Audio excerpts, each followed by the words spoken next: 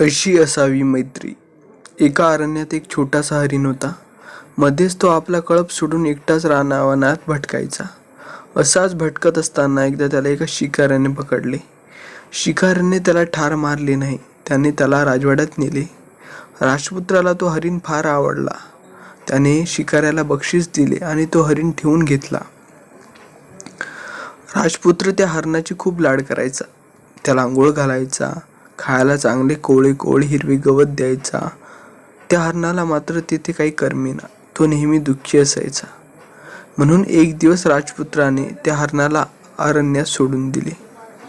हळूहळू त्या हरणाची उंदीर व कावळा याच्याशी मैत्री जमली. एक दिवस एक कासवही त्याला येऊन मिळाला.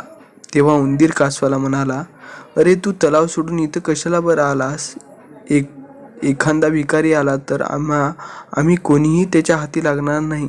हा हरीण बघता बघता पळून जाईल, कावळा उडून जाईल आणि मी एखाद्या बिळात शिरेन. तुला मात्र यातलं काही जमणार नाही. मग तुझं कसं होणार? तू आपला परत जा कसा?" तेव्हा कासव म्हणाला, "अरे, असं म्हणू नकोस. मी तुमच्याशी मैत्री करण्यासाठी आलो आहे. संकटकाळी उपयोग व्हावा म्हणून शहाण्यांनी जीवाला जीव देणारे असे मित्र जोडावेत. ज्याने मित्र जोडला नाही त्याला संकटातून वाचवण्याची आशा नसते बरं का." त्यानंतर हे चारही कावळा, उंदीर, कासव आणि हरीण एकत्र जमले. एकत्र जमता जमता त्यांना एकमेकाकडे बघत बघत विचार करू लागले. त्यानंतर असे त्यांचे बोलणे चालू होते. इतक्यात हातात धनुष्यबाण घेतलेला एक शिकारी तिथे आला. त्याला पाहताच उंदीर बिळात शिरला, कावळा उडून झाडाच्या शेंड्यावर बसला, हरीण सुसाट पळत सुटला. बिचारा कासव मात्र जमिनीवरच हळूहळू चालू लागला. तेवढ्यात शिकाऱ्याने कासवाला पकडले, पिशवीत टाकले. पिशवीचे तोंड एका दोरीने बांधले आणि पिशवी खांद्यावर टाकून तो जाऊ लागला. शिकारी कासवाला पकडून नेत आहे हे पाहून उंदराला अतिशय वाईट वाटले. तो रडू लागला. इतक्यात हरीण आणि कावळा तिथे आले. त्यांनाही अत्यंत दुःख झाले. पण ही वेळ दुःख करत बसण्याची नाही हे त्यांनी ओळखले. आपल्या मित्राचे प्राण धोक्यात आहेत, त्याला काहीही करून सोडवले पाहिजे असे त्यांनी ठरवले. कावळा म्हणाला, "आता मी सांगतो तसं करूया.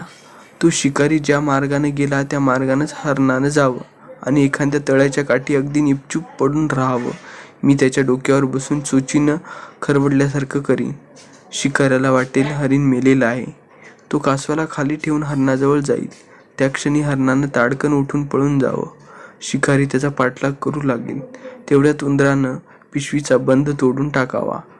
कासवानं पिशवीतून बाहेर पडावं आणि तळ्यात शिरावं." कावळ्याने सांगितलेली ही युक्ती सर्वांना एकदम पसंत पडली आणि सर्वजण आपापल्या कामाला लागले.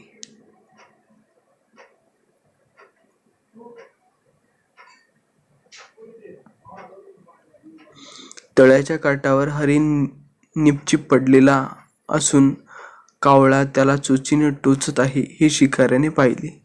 खूप दमल्याने हा हरीण मरून पडला असावा असे शिकाऱ्याला वाटले. शिकाऱ्याला आनंद झाला.